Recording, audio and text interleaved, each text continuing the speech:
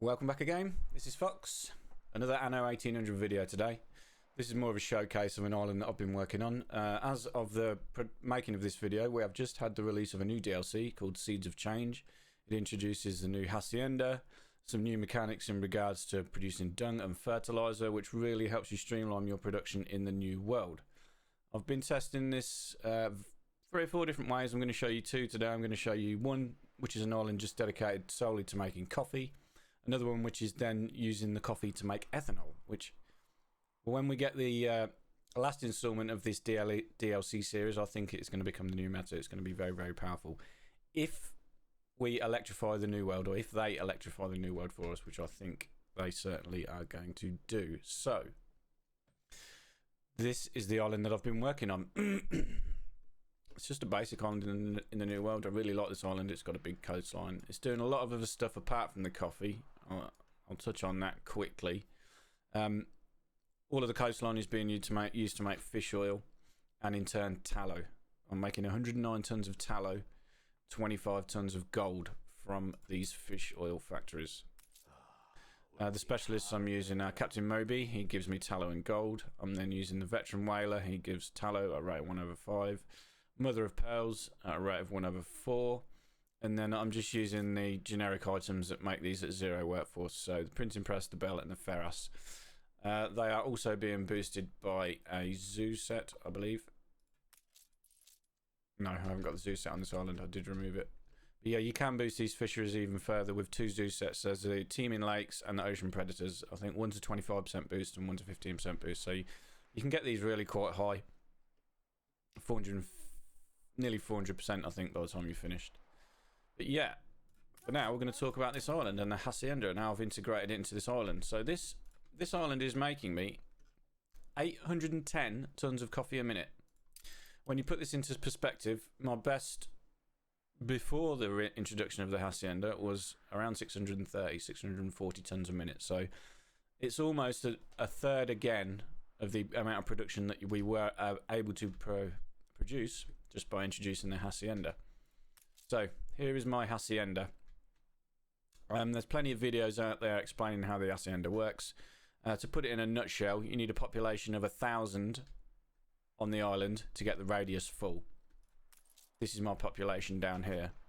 They're being affected by these 3 items. These are all increasing the residents, not workforce.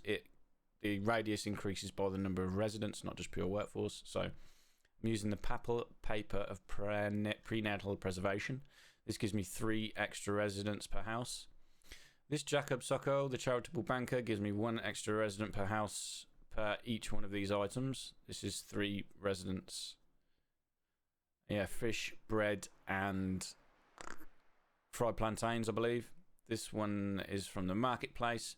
This one is giving me 2 residents from coffee and fried plantains again, I believe.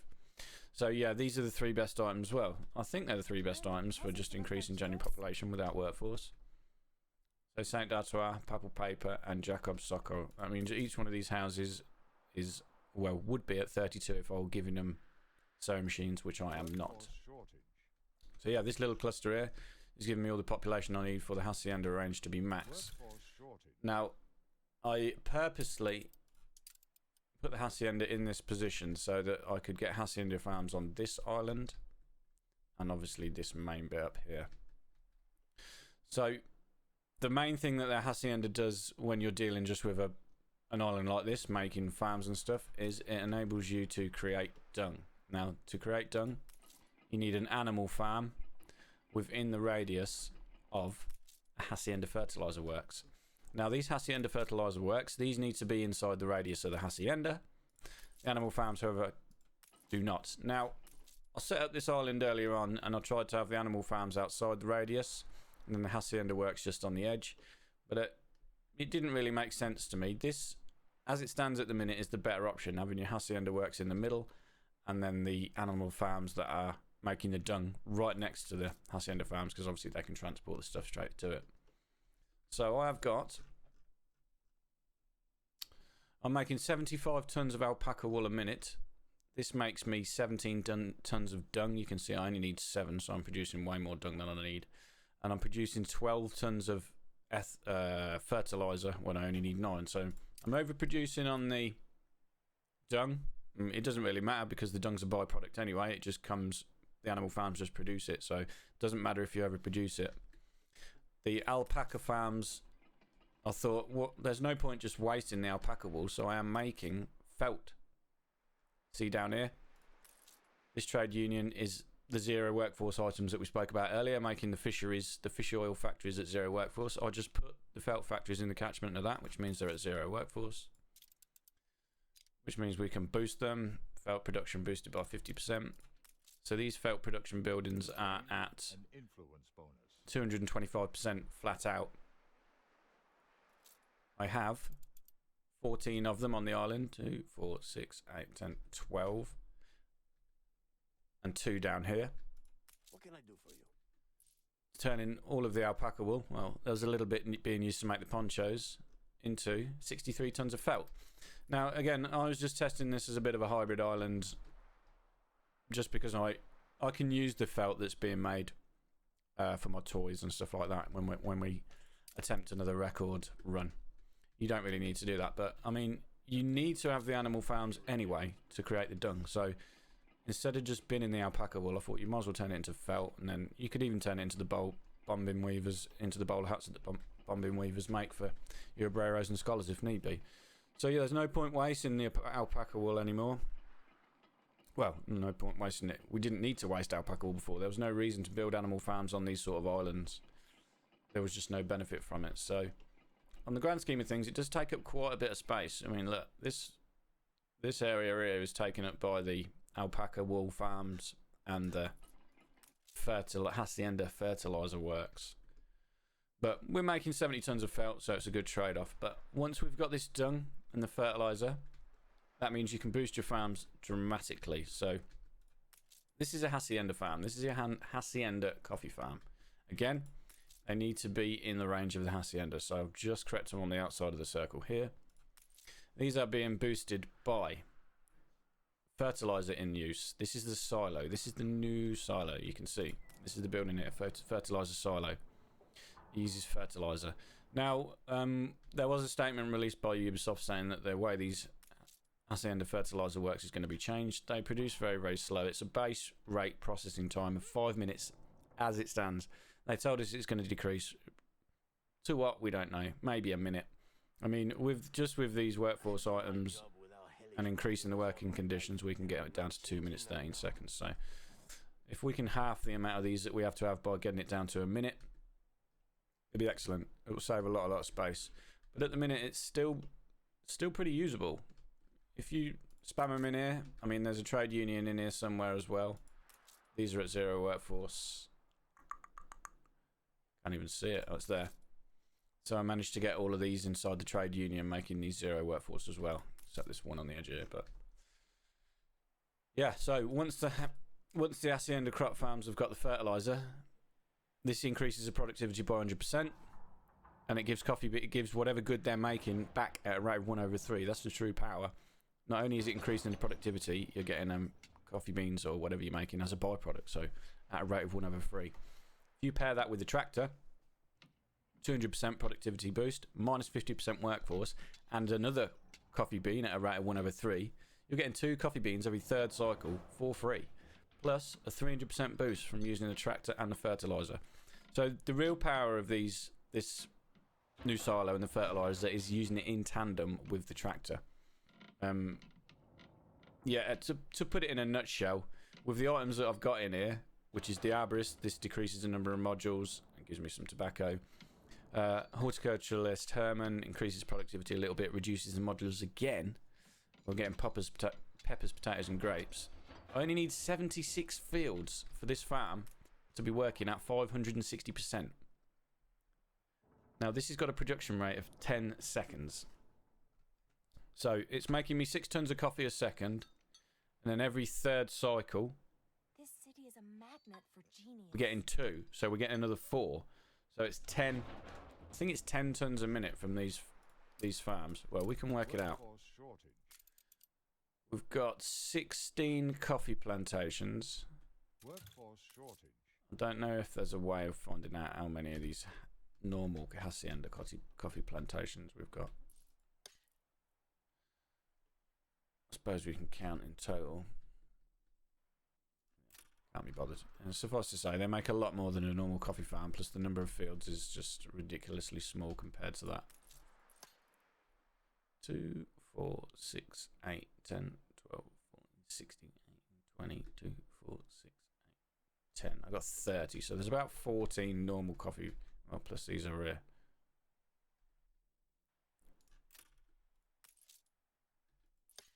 These are the Hacienda ones. So 2, 4, 6, 8, 10, 12, 14, 16, 18, 20, 2, 4, 6, 8, 10.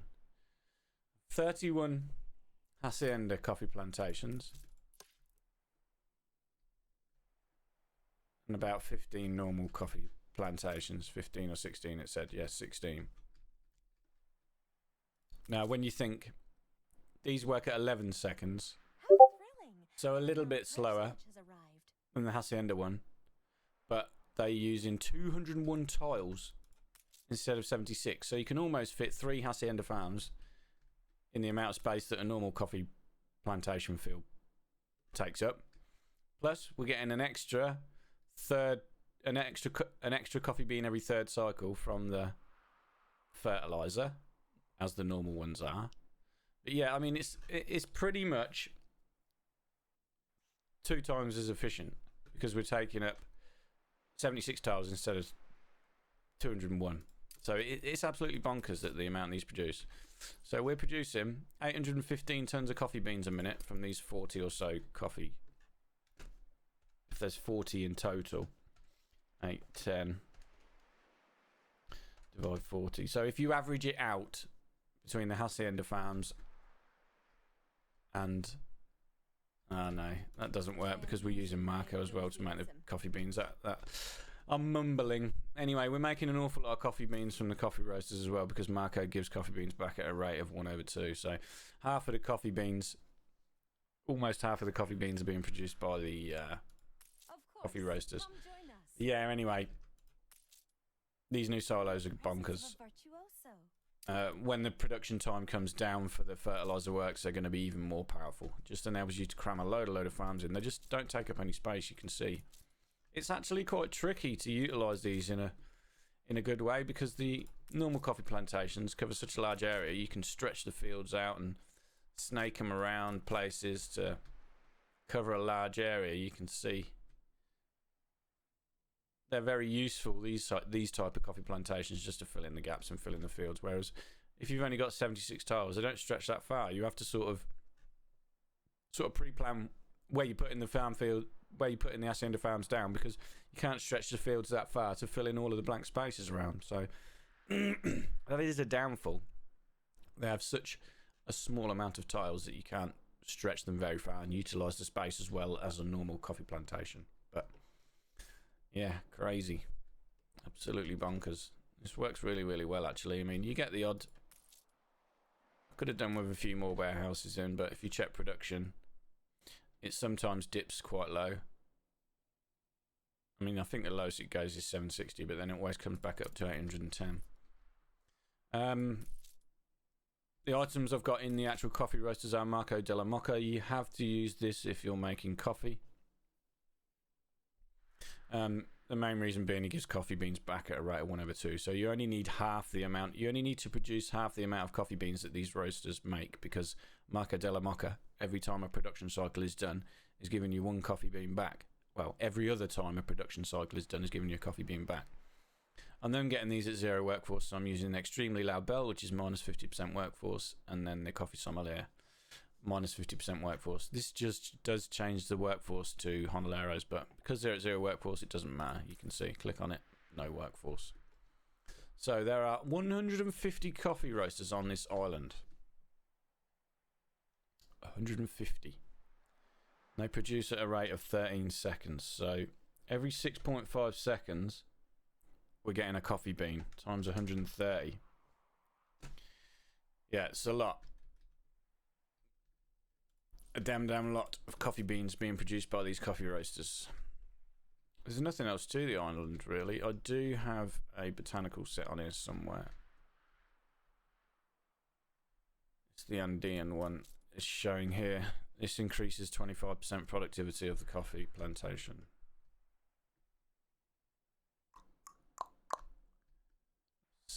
It's hidden away on here somewhere. So well hidden, in fact, it's here. So yeah, it's just 3 items. It's the Guayacan de la Manizales, Queen of the Andes, and Espelecia Andean. Plus 25%. It would produce coffee. It would give coffee fertility if we didn't have it on this island. So yeah, crazy. 810 tons of coffee a minute. These are at 0 workforce, obviously, as I said, so we are boosting them again. Everything's being boosted apart from the ponchos, the fish oil. Hacienda fertilizer works. You can boost. I'm boosting these as well because I've got these to 0 workforce. The corn is being used for the silos for the animals. This is giving me alpaca wool at a rate of 1/3. This is just your standard silo that came with Bright Harvest DLC. The corn is here. 1 Hacienda farm making corn is producing me 8 tons a minute, and we only need 2 for these alpaca farms. So super powerful, these new Hacienda farms. A very good introduction. I really like this DLC. I'm going to start a new playthrough very soon. I'll do another video on that telling you what's going on. No Docklands trading, so we're going to be using a lot of Hacienda setups like this to make goods over in the new world. But for now, we're quickly going to just pause this, and I'm going to load in the other one that I wanted to show you, which is a similar island making coffee, but we are also making ethanol as well. So we'll be right back. Okay, we're back with this new island. Well, it's very similar to the other one. The Hacienda is in the same place. Same setup for the alpaca farms and the fertilizer works. Still got the corn up here feeding the silos for the alpacas. We're still making the felt. The fish oil factories and everything was all there exactly the same. As you can see, we've got a lot more population on this island now. What we've sacrificed for in overall coffee production to make the ethanol, we had to increase the production. We had to increase the number of people on the island to provide the workforce. Yes, because the item that we needed to swap out, we kept Marco de la Moca in, obviously. Same reason as we used him in the last one. Massive 50% boost, and he gives the coffee beans at a rate of 1/2. I'm then using a bell to decrease the workforce by 50% because these use so much. This is the item, the Get Rich Quick Volume 4. I'm sure you're aware of this. This was introduced with the High Life DLC. This enables you to make ethanol. Affects chemical plant, lemonade, chemical plant, chewing gum, artisan workshop, cognac, all drinks production, and Hacienda fertilizer works. So you could pop one in here for the fertilizer works as well, but they produce at such a slow rate it doesn't really seem worth it. So we're making ethanol now from our coffee. So it was 810 before, it's dropped to 612, so we're still making 612 tons of coffee a minute, still. But the main bonus is we are making 143 tons of ethanol a minute. That's huge. For the average player, that's probably the amount of ethanol they're going to need for their entire game. If you're running the High Life DLC. I needed something stupid like 1,000 tons in my last game for 8.7 million, so this is an eighth probably of the entire ethanol I would need for my entire save. Plus we're making 600 tons of coffee as well. We may well be introducing this into our new record run. As I said when we looked at the previous island, if they give us a way to electrify these coffee roasters, they can produce at a much faster rate, save more space. If we could half the number of coffee roasters on this island, got 143. We could half that to 70 if we can speed them up that fast by the electricity. That means we could get more coffee roasters on the island, increase the overall output, increase the amount of ethanol. We could probably squeeze between 200 and 250 tons out of ethanol out of an island making coffee. Everybody knows how much coffee you need. This 610 tons a minute of coffee would probably pretty much supply 1 million investors. I had an island that needed 370 tons a minute for 615,000 investors in skyscrapers. That is if you use the newspaper for the 3 reductions. So yes, very, very powerful. These hybrid islands like this. I've got a feeling this is how these islands are all going to be. For my next record run, every coastline is going to be making me the tallow and the gold from the fish oil. We're then going to have islands producing coffee, producing ethanol. We're not going to need to. The reason why I think this will become the new meta is because the amount of wood and corn that we have to trade for to produce ethanol the traditional way is just, it's a lot. I could probably have made 500 tons of ethanol off an island this size doing it the traditional way, but then you've got the trouble of importing the wood and the corn to do it. So this ethanol is coming for free pretty much from the coffee. So I have a sneaky suspicion this will become the new meta, making ethanol from coffee, when we finally get the last DLC later in the year. But yeah, for now that's it. That's all I wanted to show you. 2 ways of utilising the Hacienda just to maximise your islands to its full potential. As I say, over a third more production in coffee if you just dedicate the whole island to coffee. On the other scale of things, this is producing the amount of coffee that I could squeeze out of this island before the Hacienda. Plus I'm getting 150 tons of ethanol, 60 odd tons of felt, all of these byproducts from the fields, potatoes, corn. Yeah, it's crazy. Grapes, tobacco, 30 tons of tobacco, 175 tons of fish oil. Pure madness. I really, really enjoy it. I wasn't overly impressed when they brought the DLC out. I thought, it's not going to really help us out much. But as I said, for those of you not using Docklands, it is a super, super powerful tool, these Haciendas. If you don't know, get to know. Yeah. As always, please subscribe if you enjoyed this. Give it a thumbs up if you haven't already. Next video will be, as I said, a little introduction to the next playthrough I'm going to be doing. I asked on the Discord what they wanted me to do, and they wanted me to do something with tourists. So if you know me and you know my playstyle, you can imagine what we're going to be doing. But that's for the next one. As I said, please give it a thumbs up, subscribe if you haven't already, and yeah, stay tuned for the next one.